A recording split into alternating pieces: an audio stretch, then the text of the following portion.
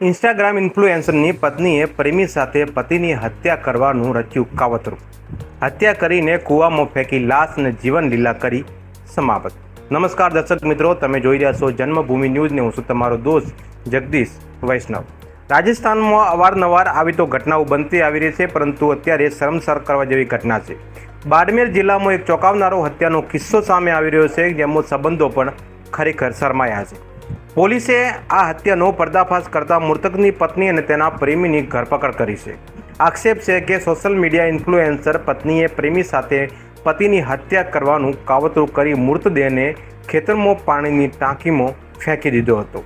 2 દિવસ પછી મળી લાશ. પોલીસના જણાવ્યા અનુસાર કે 4 જૂને માલપુરા 4 રસ્તા પાસે ખેતરમાં બનાવેલી ટાંકીમાંથી ધરલ ગામના 42 વર્ષના તેજરામનો મૃતદેહ મળી આવ્યો હતો. પત્ની નેતલ અને તેના કથિત પ્રેમી તરીકે ગુમાન સિંહની હત્યાની આશંકા ધરાવતા મૃતકના ભાઈએ રિપોર્ટ નોંધાવ્યો હતો બાડમેર પોલીસ સ્ટેશનમાં. આ બાદ પોલીસે ટેકનિકલ પુરાવા અને કોલ ડિટેલના આધારે તપાસ શરૂ કરી હતી અને આગળની બાડમેર પોલીસ કરી રહી છે. તપાસમાં ખુલાસો થયો છે કે નેતલ સોશિયલ મીડિયા પર ખૂબ જ સક્રિય હતી અને ઇન્સ્ટાગ્રામ પર તેના 42,000 જેટલા ફોલોવર્સ હતા. બાડમેરમાં 4 બાળકોની માતા સોશિયલ મીડિયા ઇન્ફ્લુએન્સર નેતલ પ્રેમી ગુમાનસિંહ સાથે પતિ તેજરામની હત્યાની કાવતરો રચ્યો અને પતિને મોતને ઘાટ ઉતારી દીધો. ગુનાની આ લવ સ્ટોરી સોશિયલ મીડિયાની અંદર ખરેખર ખૂબ જ ફેલાઈ છે અને તેમાં ઇન્સ્ટાગ્રામ પર 42,000 ફોલોવર્સ ધરાવતા નેતલની પત્નીની ઓળખ સોશિયલ મીડિયા દ્વારા એક ટેક્સી ડ્રાઈવર ગુમાનસિંહ જોડે થાય છે. બંને વચ્ચે પ્રેમ સંબંધ વિકસિત થાય છે અને એક દિવસ પતિ તેજરામને છોડવા માટે નેતલે ગુમાનસિંહ સાથે એના પતિ તેજરામને મારી નાખવાનું કાવતરું પણ રચ્યું હતું. રાજસ્થાનના બાડમેર જિલ્લામાં આ સનસનાટી ભર્યા કિસ્સો પોલીસે ખુલાસો કર્યો છે કે પોલીસે મૃતક તેજરામ 42 વર્ષીય, તેની પત્ની નેતલ 36 વર્ષીય અને તેના પ્રેમી ગુમાનસિંહ 30 વર્ષીયની આ ધરપકડ કરવામાં આવી છે. પરંતુ ધરપકડ બાડમેર પોલીસ દ્વારા કરવામાં આવી છે ને પોલીસના જણાવ્યા અનુસાર કે 3 જૂને નેતલે તેના પતિ તેજરામને ફોન કર્યો અને કહ્યું હતું કે તે ઘરથી નીકળીને પિહર જઈ રહી છે. એ પછી તેને પોતાના મોબાઈલ બંધ કરી દીધો હતો. પત્નીની શોધમાં નીકળેલા તેજરામને મળવાના બહાને ગુમાનસિંહને બોલાવતો એમને દારૂ પીવડાવ્યો હતો અને દારૂની નશાની હાલતમાં 30 કિલોમીટર દૂર માલપુરા 4 રસ્તા પાસે ખેતરની સીમમાં એમની હત્યા કરીને લાશ પાણીના ટાંકાની અંદર નાખી દીધી હતી.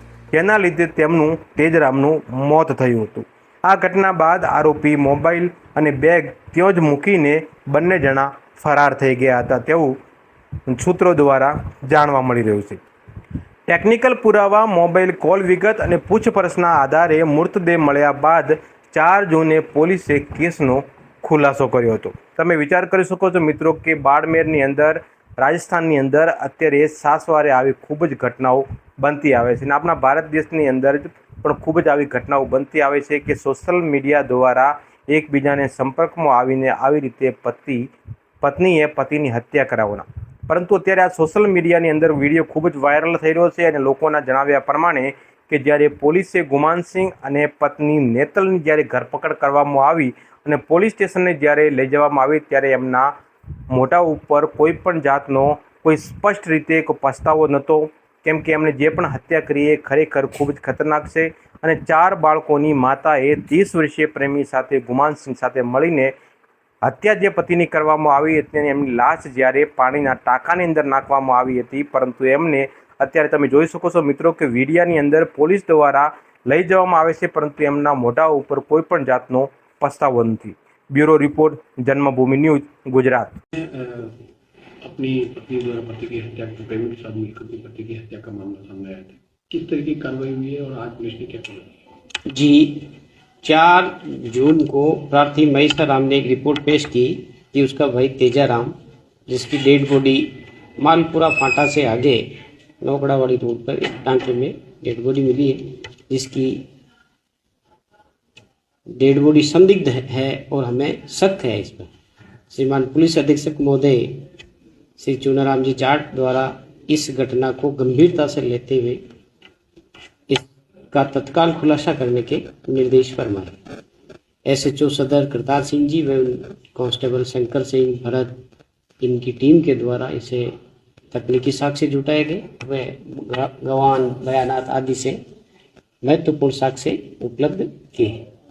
तत्पश्चात प्रार्थी महेशाराम ने 3 रोज पहले एक प्रकरण दर्ज करवाया हत्या का, जिसका प्रकरण का अनुसंधान मेरी जिम्मे हुआ। एडीएसपी साहब नीतीश जी आर्य द्वारा के सुपरविजन में जो आरोपी थे गुमान सिंह और नेतल देवी, गुमान सिंह को दस्तयाब किया गया और आरोपी नेतल को भी दस्तयाब कर गिरफ्तार कर माननीय न्यायालय में पेश किया गया है। इन दोनों से ही गहनता से पूछताछ की जा रही है, अनुसंधान जारी है।